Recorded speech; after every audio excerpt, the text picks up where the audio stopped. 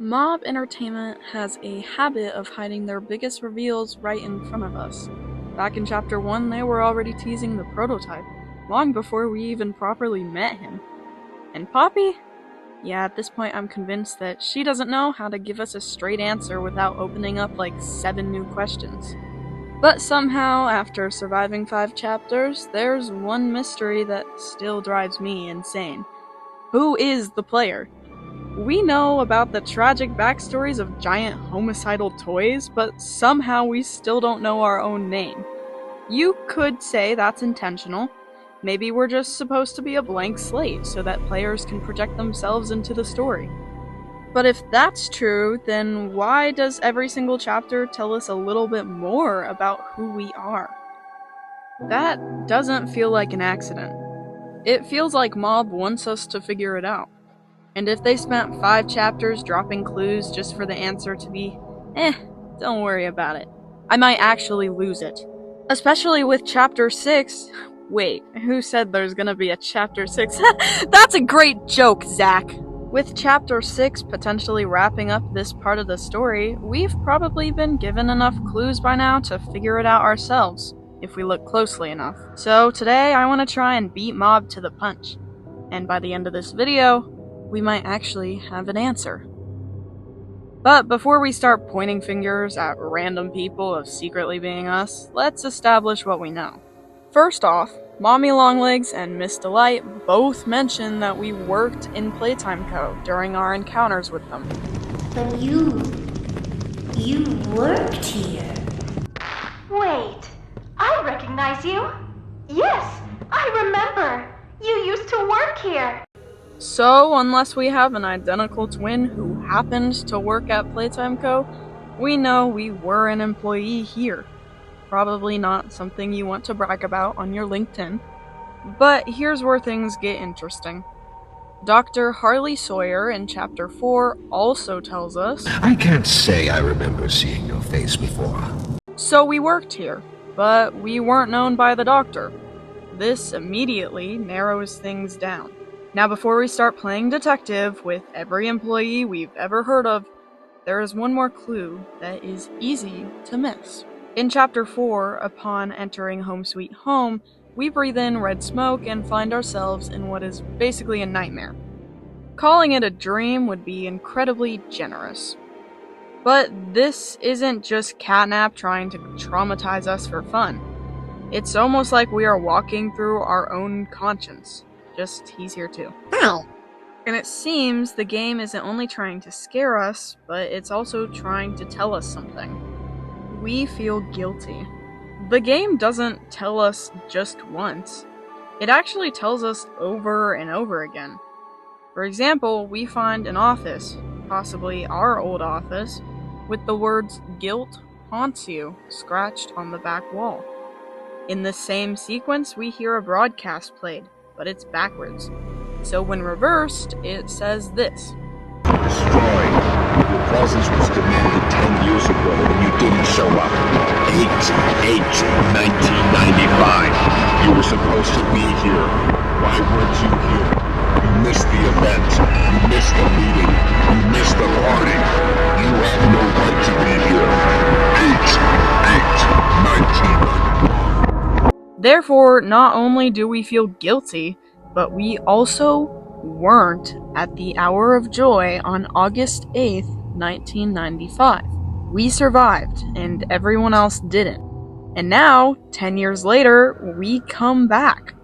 That sounds like survivor's guilt, if you ask me. If your entire workplace disappeared when you just so happened not to be there, you'd probably spend a lot of time wondering why. Which brings us to what I think is the most important question in this entire theory. Just for a moment, I need you to forget the who in the question and ask why. Why did we come back? Because the most important thing about understanding a character is knowing their motivation. In Chapter 3, Poppy tells us that we came back looking for answers. You want to know what happened and why. While that could be a part of it, it also feels just incredibly vague. Let's be honest, it's not very realistic for someone to risk walking into what is quite possibly the least OSHA-compliant building ever constructed for answers. But Mir, it's a game. It's not supposed to be realistic. I know what it is. Just let me overanalyze in peace. Please. There has to be more to it, so let's look even further back. Back to Chapter 1. Why? Well, Mob has had the core story of Poppy Playtime planned since the start, which means that Chapter 1 is more reliable of a source than it may seem. People tend to dismiss a lot of details since it was the first chapter, back when the developers didn't even know what to expect in terms of being able to continue the project. But that is exactly how people end up overlooking one of the biggest clues in the game. Before we see Huggy, before we get our grab pack, before we make the objectively terrible life decision of walking into an abandoned factory that should have 50 do not enter signs, we find a letter. We receive a letter. This letter tells us that everyone disappeared 10 years ago, but they're still there. Find the flower. The obvious assumption is that the letter is nothing more than an excuse to get the player into the factory. And maybe it is. This could easily just be a way to get the plot rolling. Ooh, someone sent me an anonymous letter claiming that somehow people who disappeared 10 years ago are still alive. So naturally, I immediately went in alone because I have nothing better to do with my boring life and I need an adventure, especially since I've been unemployed for a decade because nobody wants to hire the only employee who didn't disappear in the creepy toy factory. Yeah, poor logic. But I think there's more to it. This might be a huge clue. We already know that Mob likes to plant clues years in advance, so who's to say this letter is any different? I don't think it's just a plot device. I think it's another mystery. Because seriously, who walks into an abandoned factory because some piece of paper told them to? I mean, even the doctor questions that. Can't be that a vague letter was your only reason. Hold up, wait, how did he know about a letter?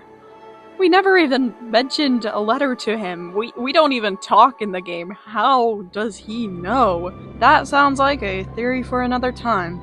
But for now, back to the point. Anyone near normal would probably see that letter and call the police, or at least decide whatever's going on is not our problem. Maybe even move to another country because somehow these people know your address. But we walked in alone. Clearly, we have a deeper reason. This isn't just curiosity. This is stupidity. Personal. This is personal. And Chapter 4 actually supports exactly that. In the chapter, we meet Harley Sawyer, aka the Doctor, who asks us something that at first doesn't seem important. Why come back? It can't be that a vague letter was your only reason. Was there someone you loved here? Someone you'd lost?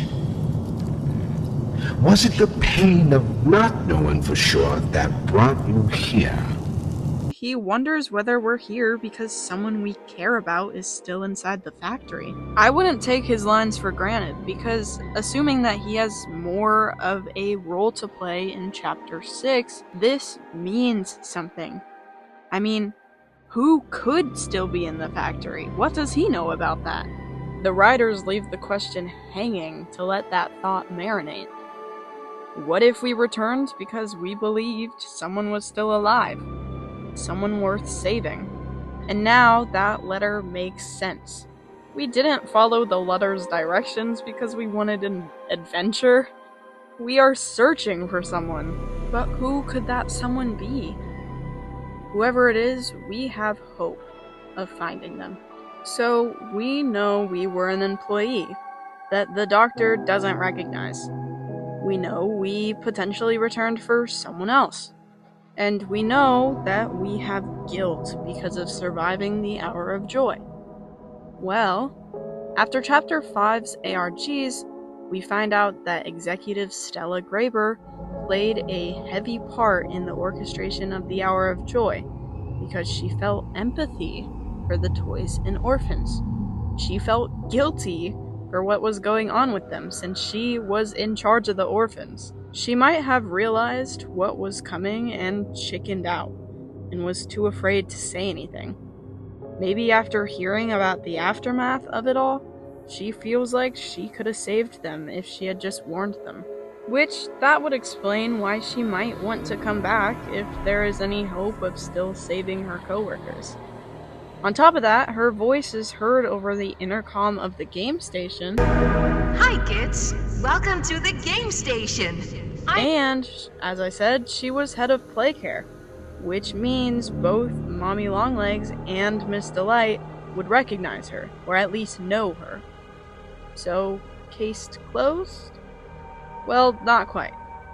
One line of dialogue ruins this entire idea. The Doctor says in Chapter 4 that he doesn't recognize us, which is hard to ignore because Stella and Harley both were executives that worked with the orphans. They would have crossed paths a lot. So, unless the Doctor has been in isolation long enough to forget someone as important as her, which I guess stranger things have happened, Stella probably isn't the player. So back to square one. But there is actually someone else that we know of who might not have been known by Harley. Eddie Ritterman, head of research. He was noted to be aloof and mysterious, being a name that just floated through the factory as someone of importance, but nobody could ever really put a face to it. So it's possible that the Doctor just never met him face to face. Also, Eddie was actually not around for the Hour of Joy. And the park? Renovations are underway. I'll be inspecting the premises next week, 7th to the 12th. During this tape, we hear Eddie mention that he is going to be gone the 7th through the 12th of August in 1995, and we know the Hour of Joy occurred August 8th that same year.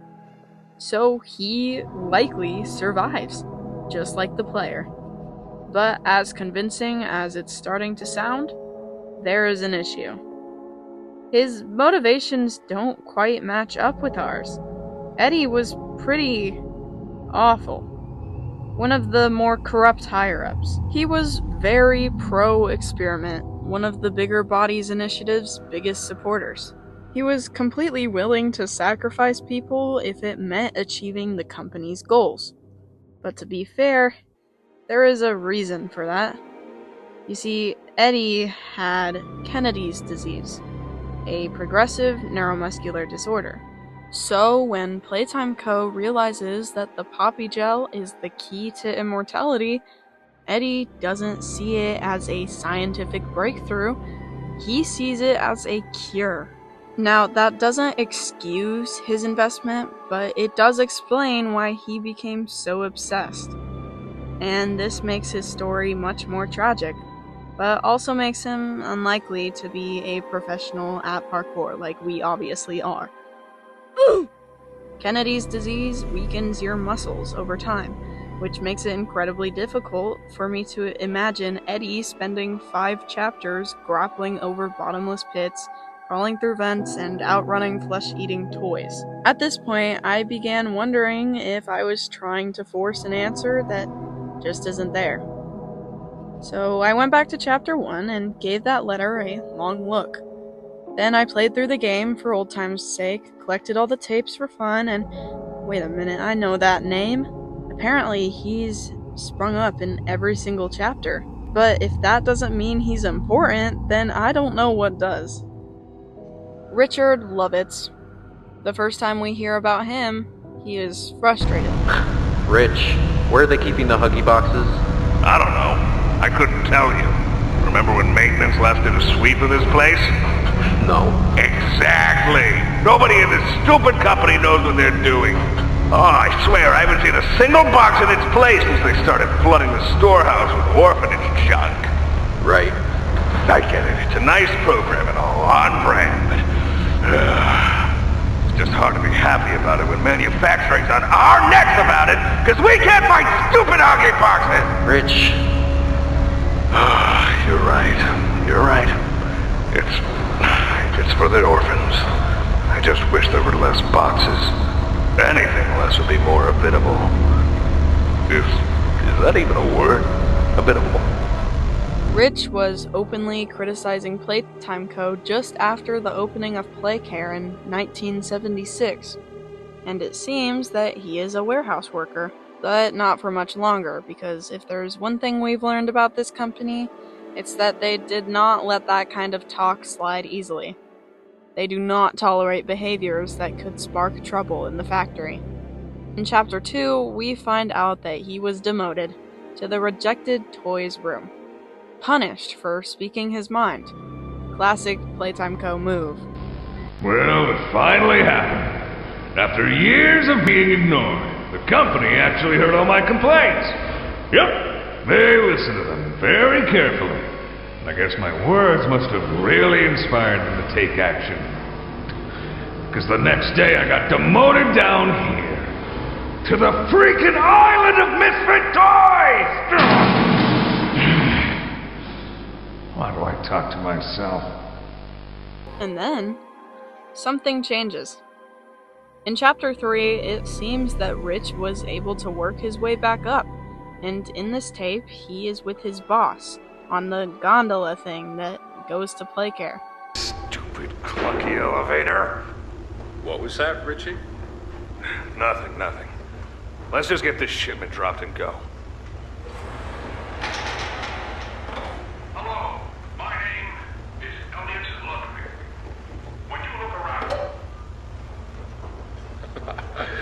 I take it you're not a fan of this place, are you? Nope, never liked the feel of it. I mean, don't you think these kids deserve some real sunlight instead of floodlights and painted skies? Hell, we're not even allowed to talk to these kids. Isn't that... Sorry, Stu. Sorry? That doesn't sound like the Rich I know. Well, trying to stop being so pissed off all the time. My wife says I'm a lovely man, but I gotta control my temper. So, I'm doing it for her. You're just different, Rich. Honest to a fault. But I always liked that about you. Yeah? Well, you're one of the few. You know, Richie, with my retirement coming up, they've been pushing hard for me to choose my replacement. I'm actually thinking about giving the role to you. Really? Yeah, really. Nothing official yet, but I think there's a decent guy beneath all that gruff.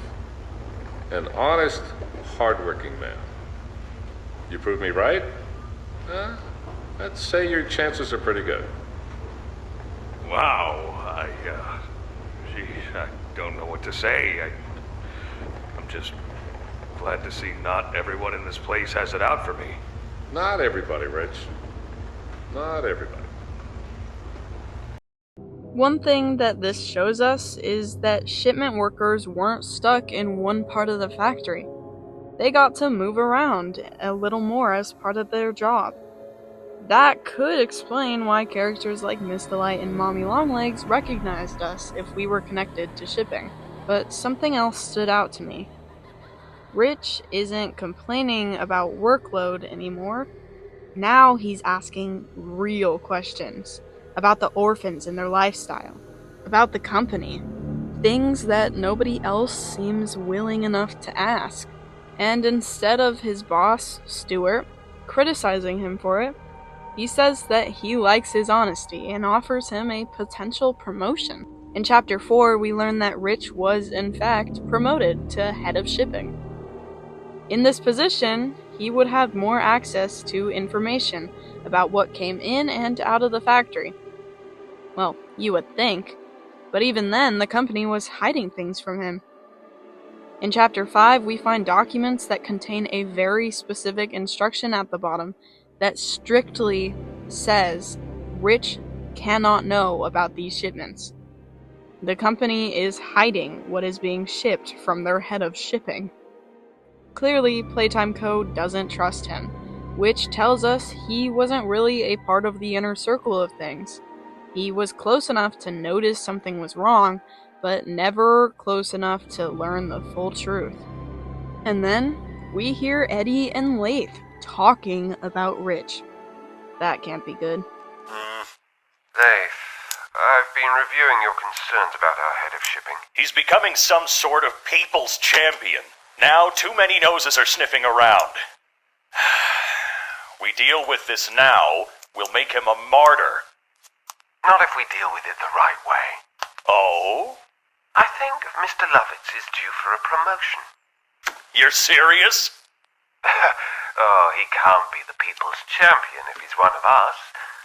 Up his pay, his title, new parking spot. Give him a new car, too. So, their plan was to promote him to an executive position.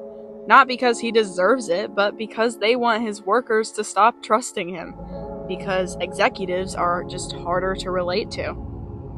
He's going home telling his wife that he got promoted again, and really it's just a corporate strategy to get people to like him less. After hearing all this, you may think I am trying to deliver the fact that Rich is the player. He checks off almost every box. He's a former employee, he questioned the wrongdoings of the company, he didn't know the full truth, he might have been gone from the Hour of Joy because the company gave him a vacation to take that promotion, I don't know. Honestly, I could end the video right here, but there is a tiny problem. He's too old. Listen to his voice. That is not the voice of someone in their 20s. He also worked at Playtime Co. at least a year before Playcare opened in 1976, and the game takes place 10 years after the Hour of Joy in 1995. So, at a minimum, he's probably somewhere in his late 40s, early 50s. And don't get me wrong, 50 isn't ancient, but after all that we've survived, I just don't buy it that he would manage parkouring through this maze of a factory with everyone he comes across trying to make him their lunch. So I don't think Rich is the player, but I didn't spend all this time talking about him just to bring you to another dead end. I think he actually has the key to finding out exactly who we are. He has it all, except his age is a problem. So what if there was a younger version of him? And then, when looking through his tapes, I heard a name I wasn't familiar with. Kid. Well, it's not really a name, it's just the only word that this character is ever referred to as, so that's just what we'll call him. The reason I bring this up is because the fact that Rich has been conveniently mentioned every chapter means that bringing Kid into Rich's story is no coincidence.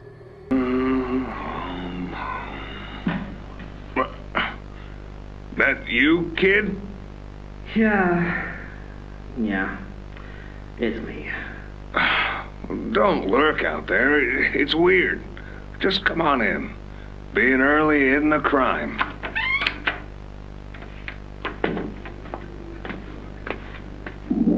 You know why I asked you here, right? Why are we doing this dance again, boss? Because you were reported. And all reports for my people come back to me. Look, I'm not here to place blame. Just tell me your side of this. So, what happened? This guy, Rod, he works the line. One of those twitchy mooks with the side eye.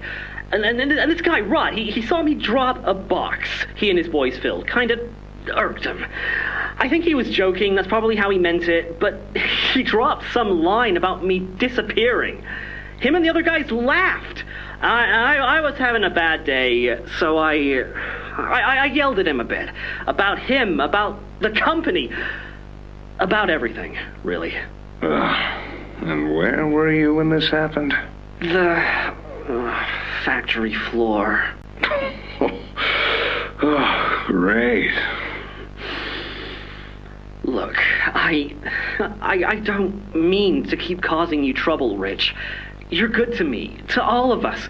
But the company isn't good to you, or to Rod, or me, or to anyone. Leith says playtime is better than ever, but profits aren't people, and the profit margins betray just how on edge everyone is.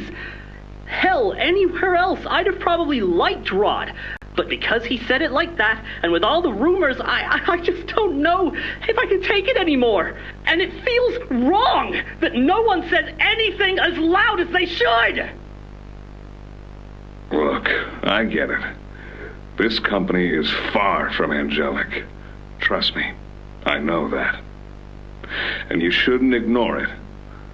But there are smarter ways to go about what you did.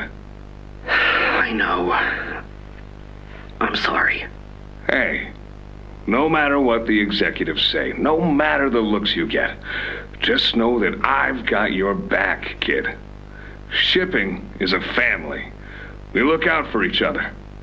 That's the way it is now.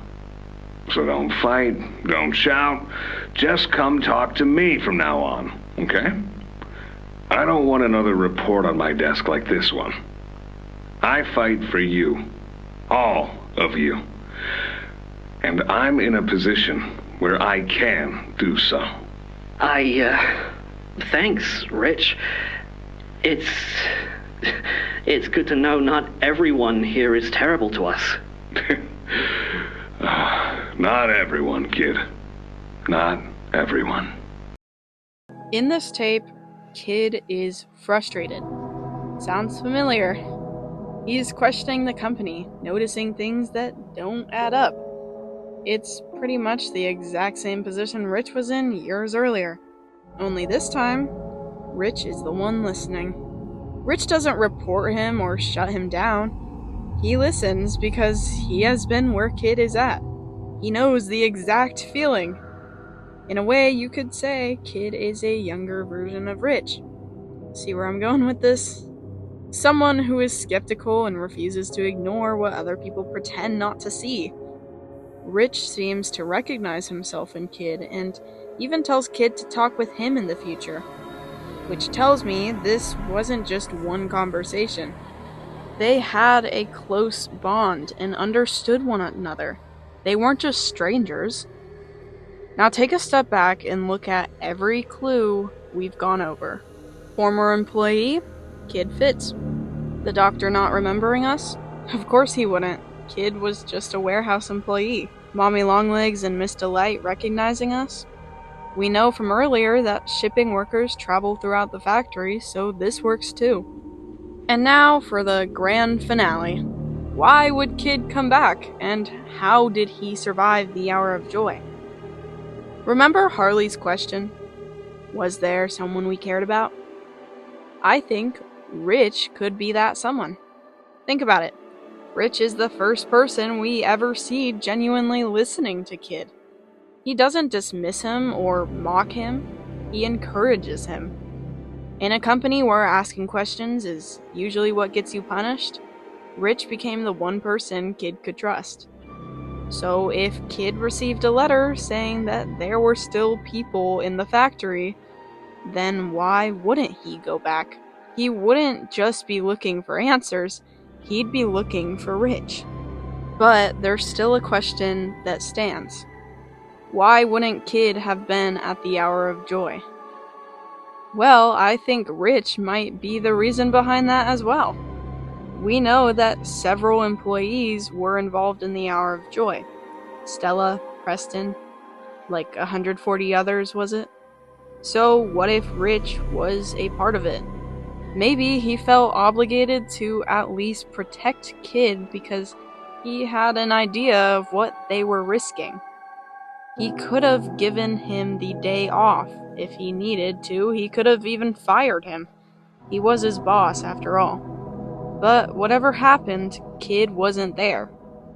Rich had to be there because he had a role to play in it, just like how Preston was the one who set the prototype free. But now, imagine being Kid. The one person you trust tells you not to come to work, and the next day everyone is gone. Every coworker, every friend, Rich included. Then, a decade later, a letter arrives. they're still here. How do you ignore that? You can't. Especially if a part of you has spent the last decade wondering, why did I survive and they didn't? Suddenly, the survivor's guilt makes perfect sense. The letter makes sense. Harley's question makes sense. So, I think we could be Kid.